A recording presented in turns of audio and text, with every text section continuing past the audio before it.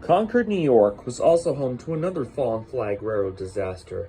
The Baltimore and Ohio suffered a fatal head-on collision near the outskirts of Buffalo, New York, at a place called Concord.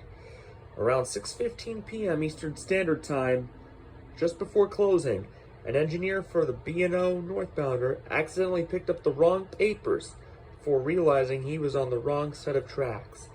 5 minutes later, after speaking to the dispatcher through the handheld radio as part of the protocol and policy, he struck a southbound manifest bound for Butler. The diesel units were all but demolished when firefighters and paramedics arrived at the crash site. The lifeless bodies of the engineer and brakeman of the northbound lie motionless while they were being put into body bags. One of them suffered a fatal heart attack en route to the ICU. Other victims survived but suffered severe and critical injuries.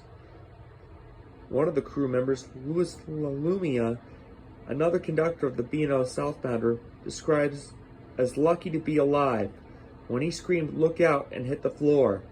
6 of his other colleagues also survived but suffered critical and sensory injuries from cut-off ACLs to 4th-degree burns.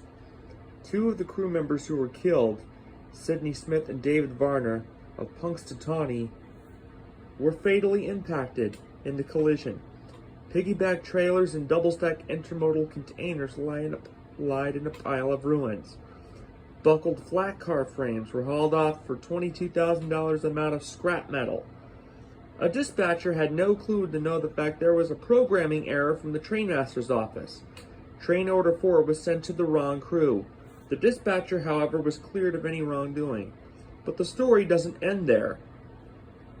The trio of GP 40-2 units, 4443, 4309, 4136, and rebuilt SD-26 number 4645, former ATSF, were all totaled at the crash site and were scrapped and melted down. Medical records also found the brakeman who perished in the wreckage suffered the same fatal heart attack while suffering a severe neck injury. He was pronounced dead on arrival. There is a learning lesson to be learned, however. Road foremen need to permanently and mandatorily have to confirm the information with the tower operator and dispatch by radio before procedures can continue. The other crewmen who suffered sensory and critical injuries were in intensive care for over 3 years before retiring permanently from emotional trauma. The others resigned after 1 and 2 more years, respectively, of experience before resigning due to the same traumatic circumstances after the head-on collision. Doug Tunnell, CBS News, East Concord, New York.